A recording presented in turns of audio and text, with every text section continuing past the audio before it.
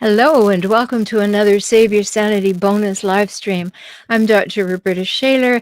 I'm glad you're here. We're going to be talking about parental alienation, such an important topic.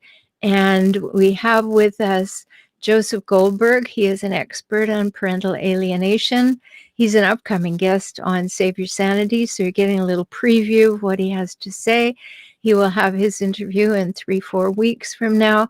But today I just wanted to give you some sense and senses and make some sense of the whole topic of parental alienation, because you can go all over the place with it. So welcome to the show, Joseph.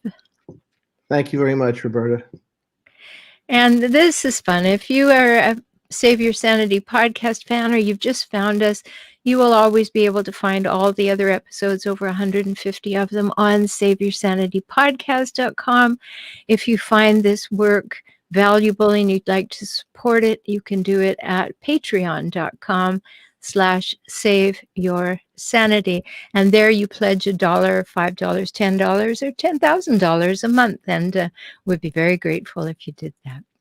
So today we're going to be talking about what you can do to prevent and repair parental alienation. And it's a little vague sometimes, it's a little subjective most of the time, but then after a while it becomes a pattern, and then we can really see it, right, Joe? Absolutely. Yep. Yeah, and that's the thing, in the beginning, maybe you're hoping it isn't true. Maybe you're hoping somebody's having a bad day. Somebody was angry and they blurted something out that said something bad about you as a parent. And the other parent was the one who said it to your child. And you think, oh, well, they were just angry. But after a little while, you start getting the feeling that maybe it's happening a little more often. Isn't that the way it rolls? I think people pick up the cues. Most of them are obvious, but sometimes there's the unseen events that slip into our consciousness over time. Well, yes. I mean, certainly I've worked with so many people, and I have mediated a lot of divorces in California. So I know very well that in the final analysis and the final piece of paper that someone's going to get to say they're divorced, that any responsible mediator or attorney has made sure that there is that boilerplate statement that says both parents will refrain from saying anything negative about the other parent for the duration of the child's life. And that's put in there for a very, very good reason. That is not something you're supposed to be doing. Your child has the DNA of both parents. Your child wants both parents to be good. Your child wants to like both parents. The child wants to know that they can like both parents equally and not be made to feel like they shouldn't like one of them. And so there is that boilerplate language. And it's important when you notice that maybe things are not going in an equitable way, that we have some maybe language. How would somebody know if they were actually dealing with parental alienation? I think a lot of people start to see a deterioration in the relationship with their children, and they don't feel that it's justified. They can see that some of it is coming from over the fence from the other parent in the form of information that the children will relate to them. So like a child might blurt out, well, mommy said this or daddy said that. And so it comes across more than just criticism, but, a form of distortion and efforts to try to align the children with their loyalty and their relationship, more so than with the other parent. Yes, and sometimes children will come and say, Daddy says that you're not supposed to do that. And the child will say that, and you think, oh, daddy didn't mean that. Daddy meant this. But then you find that there's a pattern there. Daddy says you're not good to us. Daddy says you should do things differently. I'm just using the example of daddy, but it happens in both directions. And you start to perk up a little bit. What's daddy trying to do? Paint me into a corner as the bad person? What's this about? What is this element that has now interjected itself in the relationship and is confusing the child to the point where the child thinks they have to report out? Well, children are caught in the middle. They're very caught in the middle, and they don't have anything to figure this out with because their only experience of family is the one you've given them. So it becomes very important when you start hearing these things to say, oh, something's gone sideways in the dynamic that I thought we had established. Maybe some modicum of mutual respect that we wouldn't do this to each other. So what is going on? And parental alienation doesn't have to wait for divorce. It can happen while you're living in the same house. These things can begin to be, well, you like me better, don't you? I've had children who have had one parent say that to the other, and, they try to pretend they're kidding, but it becomes a pattern. This is parental alienation, right? Well, we lost Joe. Hopefully he'll come back. But in the meantime, let me just put up an idea of what parental alienation is. And the term parental alienation, as it says on the screen, refers to psychological manipulation of a child by saying and doing things that lead the child to look unfavorably on one parent or the other. And this is from legaldictionary.net. So it's the psychological manipulation is not a one-time thing. It comes over and over and over, and you begin to notice it. As I said earlier, in the beginning, you might dismiss it. You might think, oh, the other parent's just having a bad day, or they're mad at me and they're just trying to get back at me. But if you start seeing this as a pattern, that's where it becomes so important to pick up on it as early as possible. So I hope today you'll have it kind of in your radar that, oh, this has happened a few times. And it can happen while you're living in the same house. There can be parental alienation going on. It can happen if you are discussing separation and already they're trying to win over the child and make a difference. Now, there's another problem with this because they may, if you have more than one child, they may not alienate the children equally. They may have a child that they prefer, or they may have an older child that they want to bond with. So they will work on alienating that child more than the others. So it's a very important thing to realize that when the other parent starts to paint a poor picture of you, that you start to document that process. Because documentation is everything when it comes to the court process. When you can show a pattern of traits, a pattern of behaviors, a pattern of the child coming and telling you the same things, where parental alienation is concerned, it is always the other parent is good and you are not. Now, if by any chance, and I can't think why you would be listening because you probably wouldn't be interested at all, if you happen to be alienating the parent or even think you might be a little bit, now would be a really good time to stop and have a look at that. Because that child only has the experience of life with the two of you. They don't have anybody to compare this experience to. They don't know what's right or wrong. They don't know what's good or bad. They only know what they feel and the situation they're being put in. And if they're being unfairly told by one parent that the other parent is not good, and they are equal in their ability to be good, then we may have parental alienation. Now, those of you who know my work, you know that hijackals, that's my term for these difficult people who hijack relationships and then scavenge those relationships for power, status, and control. Hijackals, with their toxic nature, they have to win. And if they think you're going to leave them, they want to win over the children. And so they are even more likely to engage in parental alienation. And that is an important thing to watch for, because they've probably been doing it long before there was any conversation about divorce, because they have to win. Now, a word about hijackals and divorce and parental alienation. Because they have to win, they only want to have the experience of winning and have you not be winning, therefore you losing. That is the basis of their need. And in that situation, it's important for you to be able to proactively know that this is going to happen. Because when Joe and I were talking prior to the show, I was telling him that I have been in several situations where there was a huge court battle for custody of the children.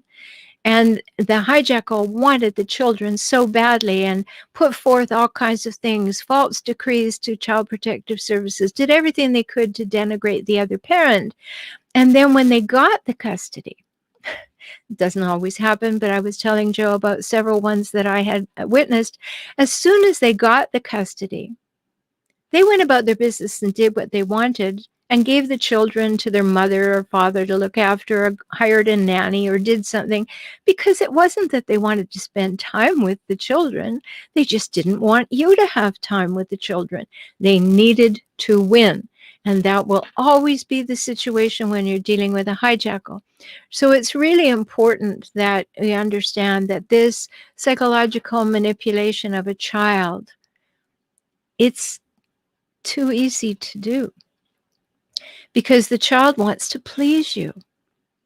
And if you are saying to them, well, you know, your other parent, they're not very smart, they're not very good, they should let you do that, and they start painting that picture, they want you to like, the child wants you to like them. And so the child goes, oh, yes, yes. But then they change parents and they don't know what to do because they like you too. It's a very, very difficult and awkward position to put your children in. And Joe, who I hope will return, he said that parental alienation is a recognized form of child abuse. And it is important for us to realize that this is abusive. It is abusive to manipulate your children psychologically. Now, you can argue the fact that parenting is psychological manipulation of a child. I mean, I understand that we can argue that. However, we're talking about healthy upbringing, healthy boundaries, healthy models of how to do it. And it's only healthy for the child who needs and believes and loves both parents and has the DNA of both parents to not have to choose between the parents by a parent trying to manipulate them into liking them better, or at least bad-mouthing the other one. It's terribly difficult. Now, if you have comments and all, you know that you're welcome to put them in the forum. And there are a few people here who have said things. So let's look at these. Kimberly says the Children's Bill of Rights is attached to the back of my agreement. Yay! That Children's Bill of Rights is something that I give all the people who come to see me when they're in the divorce process. Let's be as fair and equitable as possible. And a person on Facebook says, now divorced 6 years, and looking back, I see that alienation was definitely in the works. I hope that you've recovered from that, and your child has recovered, and there's some equitability. Sometimes, unfortunately, it just goes completely sideways. Here's another person who says, we've had 50-50 until children turn the age to choose which parent to live with. Yes, let's say something about that. Children come to an age where the court considers their wishes. And if a child has been groomed to choose one of the parents beforehand, then you need to catch on to that as early as possible. And hopefully the child chose the healthier parent. In the 4 years of 50-50, my children have said, we don't have to take out the trash at Dad's house. Dad's gifts are much better than your gifts. Oh, here we go. The whole pitting one against the other. We don't have time limits on our phone and games at Dad's place. Yes, I wish I knew then what I know now. I bet you do. Because that's what happens. It does go sideways like that. And if we can just begin to catch it. So let me give you a few things that you might watch for. If a child comes back and they don't want to look you in the eye, child comes back into your custody and they're standoffish a bit, they don't want to look you in the eye. Never interrogate the child when they're in what I call the transition time of returning to your house. But watch. Are they making eye contact? Are they coming toward you full on? When anybody, children in particular, because they're more transparent, but when anybody comes at you and they won't face you completely, they'll maybe have their body halfway turned and maybe look at you, or they're looking down and up like that. These are signs that you want to see. The child is uncomfortable. The child may or may not have any parental alienation, but the child is uncomfortable. And so I always recommend during that transition time, the first hour when they come back into your custody, have low-level activities, low-level stress activities, maybe eat together, chat, just listen to them talk, do things that allow them to get back in the air of being in your home. And then let them know that you're not going to be asking them questions beyond something like, well, I hope you had a good time. Because children fear being asked questions, especially if the other house has a lot of questions or the other house is beginning to alienate. So watch for children looking you in the eye and being full with you and not afraid to hug you in front of the parent who is giving the children to you.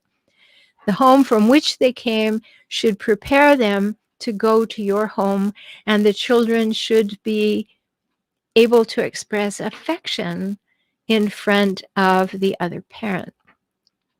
So these are little cues. They are not definite indications of parental alienation, but they are little cues that when they add up, you may find that you have some questions. And that's very important. And know, too, you can ask me your questions in the comments right now. I'll be happy to answer them. Because we don't want the children to have to experience this form of child abuse. We don't want that. I mean, it's not fair. It puts the children in a position they shouldn't be in. It makes them into small adults. They're having to think about adult behavior. They're being put in the position of having an adult mind. And when it happens to little people, it is awful. I was working with someone the other day, and the child had come home and said, I am daddy's little girl. And the mother had said, well, yes, you are. And your mommy's little girl, too. And she said, no, I'm not. I'm only daddy's little girl. Okay, at that moment, we had to start looking at the fact that the child was being told that was the way it was, that it was only one way. Another indication. It was a little child. She was 5 years old, but already being groomed for parental alienation. So if the child has any nervousness, if the child doesn't seem comfortable in their own skin, notice these things. Again, have that low stress, low activity transition time. That's an important time. And it becomes even more important if you think that there may be alienation going on. It becomes much more important to say, okay, let's make this time when we exchange the children and they're coming to me. let's make it easier. I had a mom in this situation. She was on her own with 2 kids. There was equal custody, and we finally had to find a way to make this very low-level activity. Now, I live in California. The weather is always lovely. So what happened was the children were, I think, 7 and 4. She made backpacks for the children that were kind of exchange backpacks. So when she would pick up the children from the other parent, she would have the backpacks packed in the car, and they had treats in them and activities like coloring books and books to read, and maybe a pair of binoculars and things like this. And they would go and have their little picnic at a picnic bench in a park, and they would have maybe 40 minutes or so of just transition time. This is nice. This is fun. We're eating. We're doing something. And slowly the children got used to that, and they started to talk. And that was really healthy and helpful, because then the children would tell her things, and then I could help her with the things that they were told. So parental alienation is something that could be happening. One of the things that you can do is, at your end, even if there isn't parental alienation, you can speak about equality.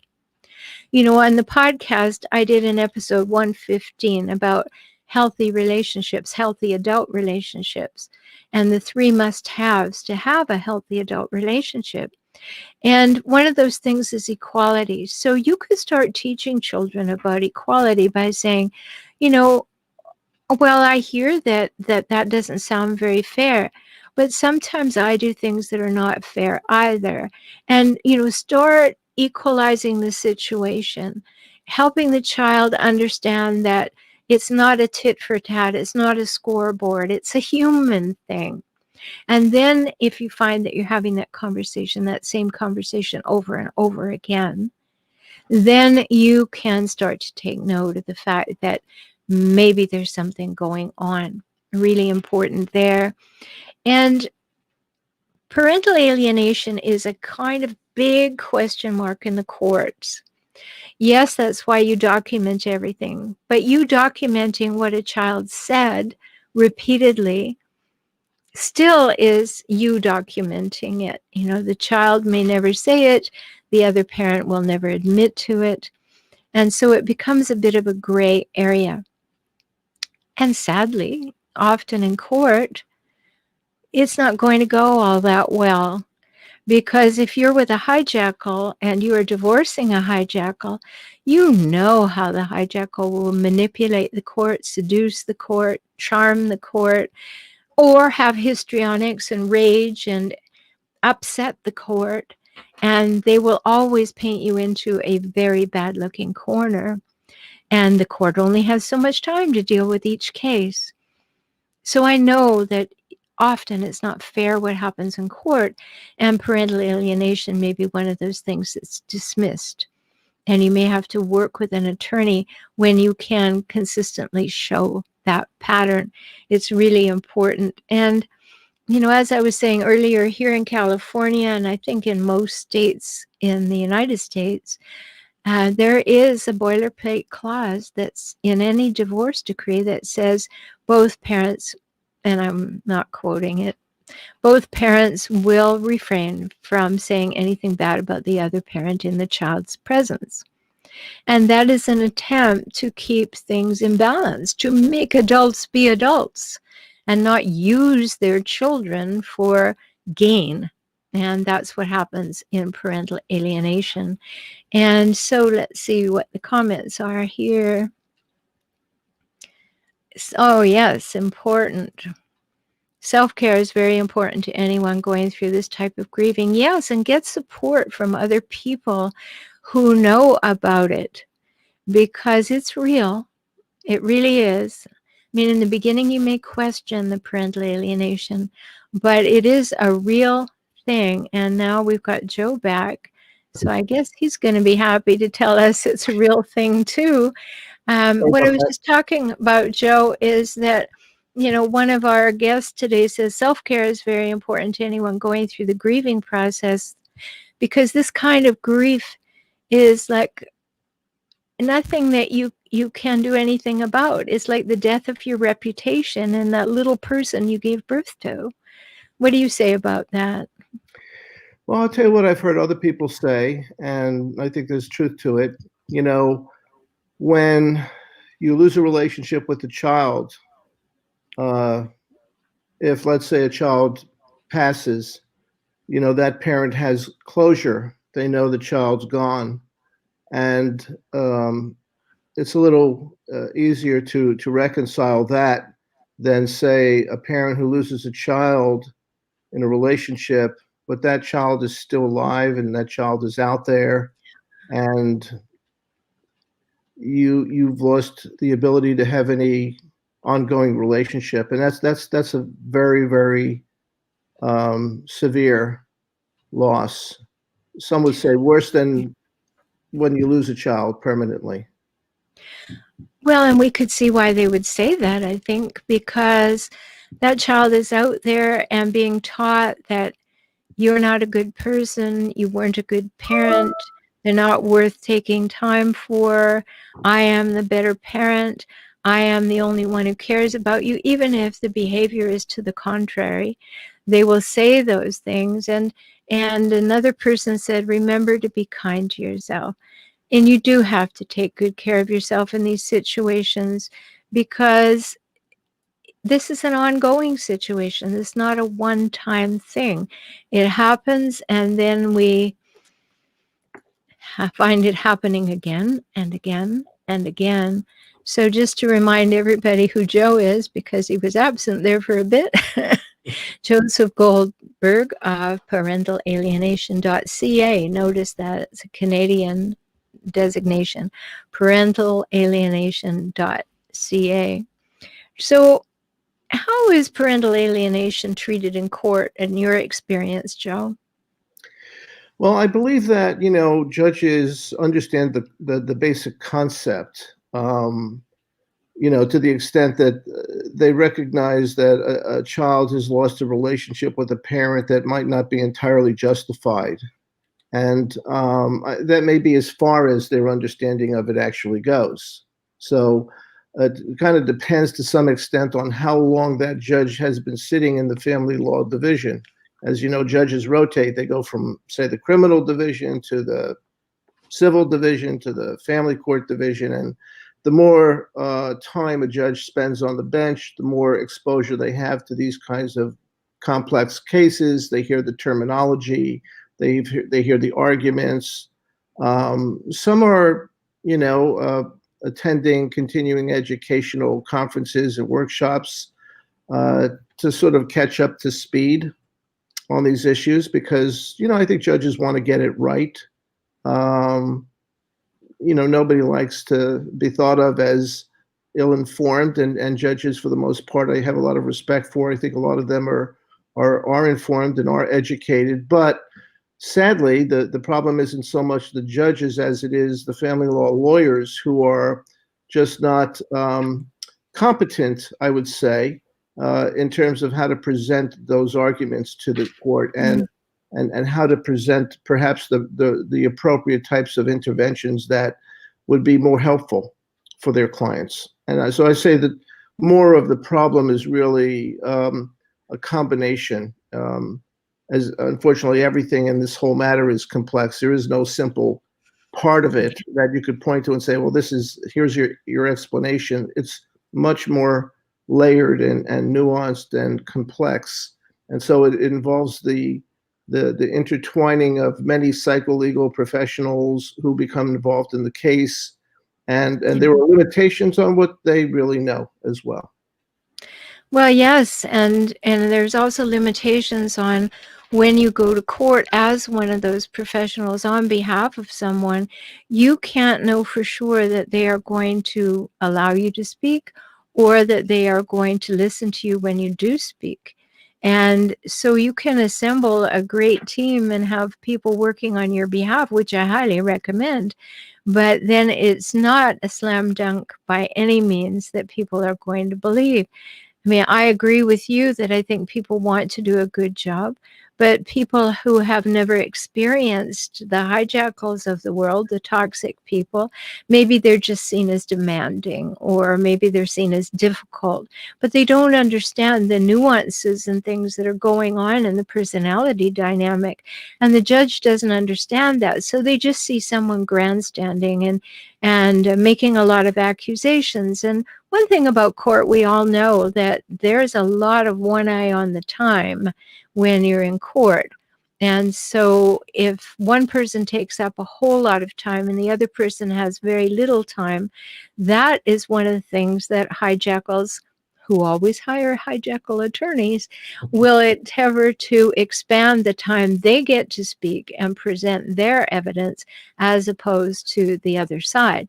And that can also be a difficulty when you go to court. And then, I put up your quote here while you were gone, that parental alienation is a recognized form of child abuse. And yet that's very difficult to prove, isn't it? I think it depends on who's presenting that position to the court. Um, there's a lot of advice on the internet to people about proving parental alienation, but what it kind of comes down to, I tell people, is you have to have somebody in a position who's court appointed that a judge would perceive as being unbiased and impartial, someone that has a track record and expertise for these kinds of cases, so that when a judge hears the opinion of that person, if they're presenting an argument about parental alienation, well, it's more likely to be, adopted There'll be some credence. if that person has competency in parental alienation. Mm-hmm. And so one has to evaluate, how do I find that right person for my case? How do I find that right reunification therapist or that right custody evaluator, so that, what has to be said to a judge can be said not in the form of, some speculation, but real concrete. Here's in this case, judge, the evidence you could point to. There's no question about this dynamic. Mm-hmm. And something else in that whole piece there. Let's just talk about the 730 evaluation. If there is some psychological disturbance alleged in the situation, the court can say, or you can ask for a 730 evaluation. And my experience here in San Diego is that those 730 evaluations are good money makers for the person doing the evaluation, but they're not always done very completely. And I recently had a case where my name was on the list because I had worked with the mother and the child, but the evaluator didn't bother to call me. In fact, they only spoke to the mother and the father and one CPS worker who had worked on a frivolous complaint made by the father. And that was what was presented to the court. So there was no opportunity to provide that kind of information that I had, right? Mm-hmm. And so there are so many mitigating factors and so many things that are not in your control, right? Well, on this topic specifically about evaluations, I'll tell you what I tell my clients. I tell them, if you want to help the court make a ruling as to who should have custody or parenting time, a custody evaluation isn't exactly the best way to go, or 730 may not be the best way to go. And the reason I say that is, if we were playing a chess game, I would not be looking at the move I'm making at the moment. I'd be thinking 2-3 moves ahead of the game.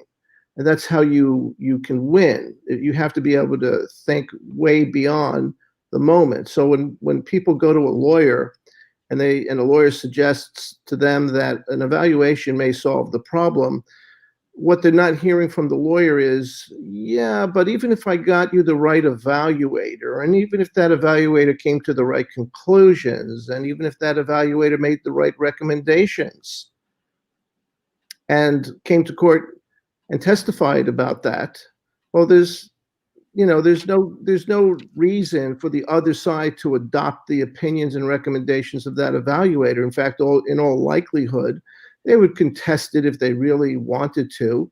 They wouldn't agree with Mhm. that opinion. They might bring in an expert of their own to try to debunk the opinion of the evaluator. And all of this is adding up to tens of thousands of dollars out of someone's pocket for the legal fees and the evaluation, and then prepare for the trial. And by the time you get to a trial, maybe it's not even an opinion the court will consider because it could be stale dated. So somebody might say, well, what does that mean? Well, that means the report is so old that you need an True. updated version of that opinion. So I tell people that's not the way I would go, because in cases of parental alienation, I like to recommend that you go right for the therapeutic intervention for a court-involved therapist. And so oftentimes somebody will say, well, what is that? What's a court-involved therapist? And I have to explain to people that that's a specific kind of intervention that the AFCC, which I'm sure, the Association of Family and Conciliation Courts, has Mhm. published on their website the guidelines for a court-involved therapist. And so that is a very distinct type of intervention where there's some overlapping services that the therapist is providing that a custody evaluator might provide. In other words, they can give an opinion to the lawyers in the case about their recommendations being followed, or if a parent is not cooperating with their recommendations, or they could write a report, they could come to court to testify, and the limits of confidentiality are different as well. Yeah. So they're not restricted to keeping everything locked up, like by the mechanisms of HIPAA laws. They can, in their services, open up and communicate to lawyers or ad litems or other people involved in the case to try to repair these dysfunctional relationships. So that's a faster way, a more cost efficient way. Yes. Yes. And, Right. I've done some reunification therapy, and it is important, for things come out in that conversation, and it's been told, the court has said you need to go and do this. Right. Therefore, they are more likely to listen when I go and say, here's what I learned. And that's an important piece too. Really important. So I'd like to just put some hope into this situation. What's your experience with repairing parental alienation? What about the parent who feels they are being alienated or have been alienated? Do you have any hope to offer that can be repaired, or it will change, or what will happen as the child gets older? Well, I'll tell you what the courts think about parental alienation. The courts believe that the earlier you introduce your concerns to them about this issue, the more likely it is it can get resolved before it reaches its most severe stages, because there is a sort of continuum where a child can go from a mild stage to a moderate to a more severe stage. Um, and if people only were able to get information either through um, maybe the divorce education courses that people are required to take, where Mhm. they become apprised of how to address parental alienation dynamics, what kind of professionals could be more helpful to them, or maybe not so helpful to them. And then they would be able to address the problem faster. The longer the problem goes on and the more severe the case, the more difficult it is to undo. Um, but even the most severe cases of alienation can be overcome. I believe that. I've seen that. I've seen success with very severe cases. But you have to have the right professionals involved in providing the type of intervention services.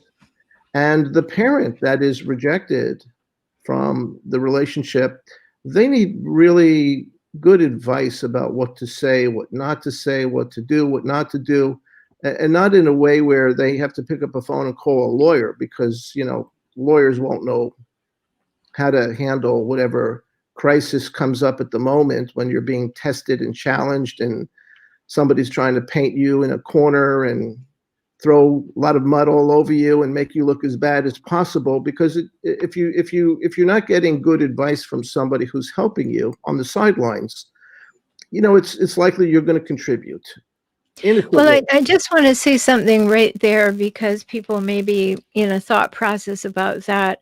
And one of the things that's important if you are being reunited with the child, if you are overcoming parental alienation, from my point of view, my therapeutic point of view, is you need to get yourself, if you're that parent, you need to get yourself into the present moment.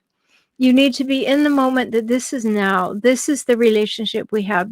We are these two humans now at this point.